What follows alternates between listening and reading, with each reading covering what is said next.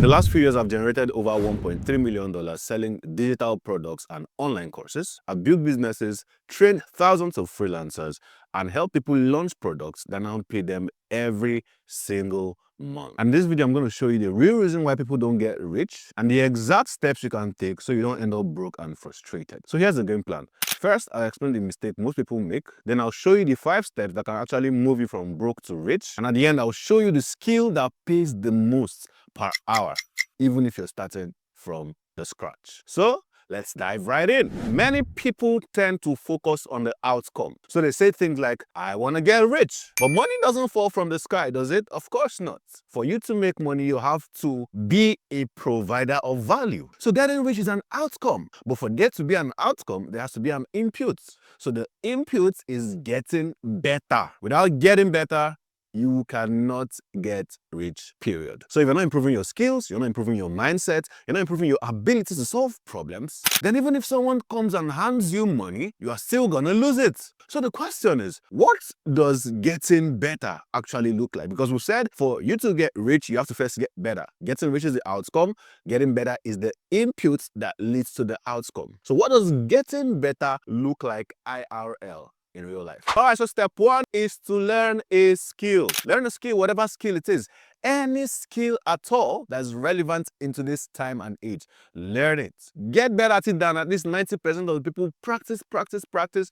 Test, test, test, test, test until you're good at it. Let's take Facebook ads, for example. So you learn it, you study it, you practice it until you're good, until you're better than at least 90% of the people. And that will lead us to step 2. Step 2 will be to find customers. Now, I say this with the assumption that you're just starting out and you don't have a lot of money to embark on marketing campaign, run ads and all of that.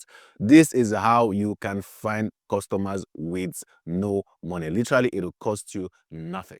DM people. Send cold DMs. Also, you want to drop valuable and strategic comments on posts that people make. That way, you get noticed. It's easier to pitch your services to people who eventually will reach out to you or who you will reach out to via a cold DM. I challenge you. If you can send at least 100 cold DMs, if you can drop at least 100 comments, valuable comments on posts that relate to your niche, you will definitely land your first customer. And just in case you're wondering what a cold DM is, a cold DM means sending a DM, a message on Instagram or Facebook or Twitter, whichever platform you find yourself on, to somebody that doesn't know you yet. That's what a cold DM means. So do that and you'll land your first customer. That leads us to the next step, which is number 3, deliver value. In fact, you want to over-deliver. When someone pays you, you want to shock them with how good your work is. Do so well, do it very well, wow them to the point where they want to hire you again and again and again. And then don't forget to collect a testimonial. The reason why some people will never make it is that they're mediocre. They're not good at what they do. So they put in all those efforts, finally land a customer only to mess things up. Maybe they're missing deadlines, maybe they're not following instructions, maybe they're just delaying the work, maybe they're not getting on it and all of that. People will not come back. So when people pay you, you want to make sure you give them a good experience. You want to make sure you wow them. You want to make sure you shock them with how good your work is.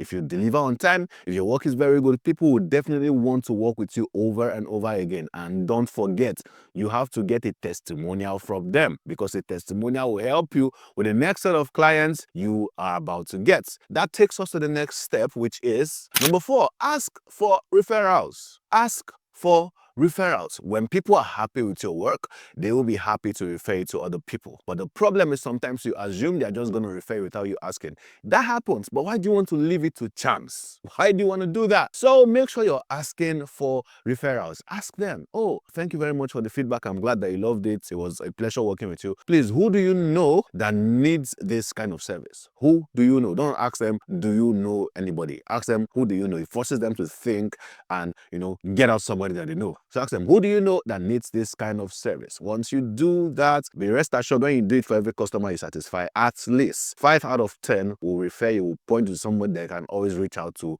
and work with them. And that will take us to the next step. So now where we are, you have learned a skill, you're good at what you do, you know how to get customers, you have landed your first customer, next customer, next customer, next customer. So you have a number of customers that you are serving right now. and you're making quite some money, and it's time to scale because you have realized that you cannot just handle everything by yourself. Only you do the invoicing, you do the accounting, you do the job itself, you do customer service, you do follow-up, you do marketing, you do every other thing, right? And it's time to scale. So what does scaling look like? Which brings us to point number 5, scale. Now, at some point, you realize that now you want more clients, right? And then you have money, so you can invest in ads. But something's going to happen when you invest in ads. When you invest in ads, you realize that your problem will not be more clients anymore. Your problem will be, how do I handle this volume of clients without burning out, without breaking down, without any of those things? Once you realize that, then it's time to get better. Again, it's a process of getting better and getting better and getting better, because you always need to get better at something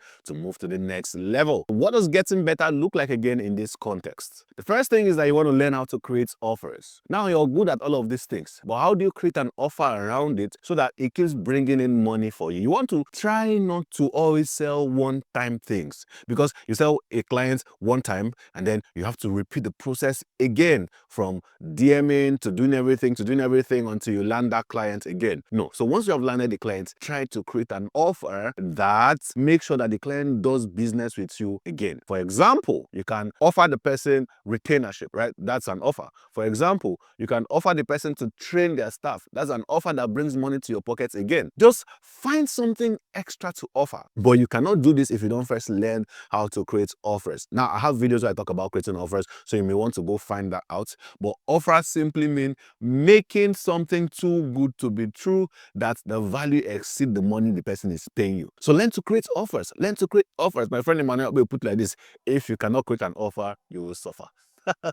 That takes us to the next step. The next thing you want to get better is to learn how to build a team. You've got to now learn how to invest in people. So you want to watch YouTube videos, take courses, do stuff. Learn how to grow a team, how to invest in people. Because now you need a salesperson, you need somebody for the marketing, maybe a team of 3 for a start, a salesperson, somebody for the marketing, somebody for customer service, maybe an extra designer if you're running a graphic design area, or an extra advertiser if you're running an ad agency, and all of that. You just need something extra, some people extra to help fill that gap, that can help you fulfill and receive more client orders. So hire skilled workers, hire salespeople, but you have to learn to manage them, because if you don't manage them, then you all will get stuck. And that gets us to the next level of getting better, which is to learn how to create digital products. I mean, listen, service businesses are limited. Depending on the size of your team, there's only a number of people you can take. Let's say you have a team of 10, for example, and each person is handling 10 client accounts. Let's say you're a Facebook advertising agency.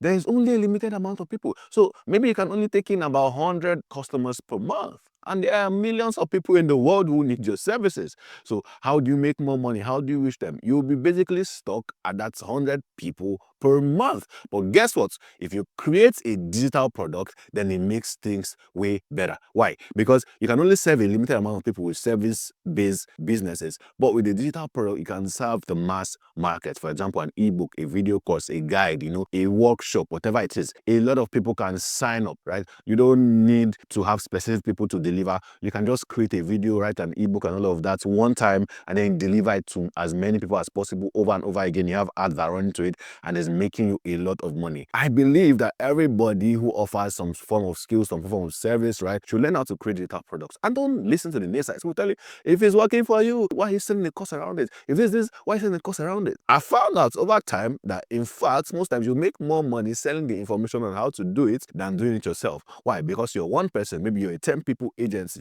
and the amount of people you can reach is limited. When you create a digital product and teach other people how to do it, you make more money, they're able to reach more people, and it doesn't even affect the amount of people you reach yourself, especially for industries like this that I'm talking about right now. So learn how to create a digital product. It will make you more money over time. Now, the golden rule of creating digital products, I learned this from my mentor, Ronald Duzimoya, who learned it from his mentor, late Dr. Sonny Ojabese, and all of that. And here's how he put it: learn it, do it, and then teach it. Not the other way around. Some people are in a hurry to go create digital products when they've not learned very well, when they've not done it enough to know how to teach it, right? So learn it, do it, and then you are ready to teach it. So that is it. Create a digital product is going to make you a lot of money. So remember what I've talked about today. Getting rich is the outcome. Getting better is the input. What most people do is that they chase the outcome. What smart people do is that they chase the input. When you have the input, the outcome is a natural effect. When you focus on getting better every day, then getting rich becomes automatic. So if you want to get rich, get better. And if this video helped you, you want to share it with someone who needs to hear what we just discussed. And if you're serious about building your online income, then you want to check out the description section of this video. You're going to find some resources that will help you get started even faster. By the way, there's another video right here. I think it will be of immense value to you. So do check it out. I'll see you in the next one, and cheers.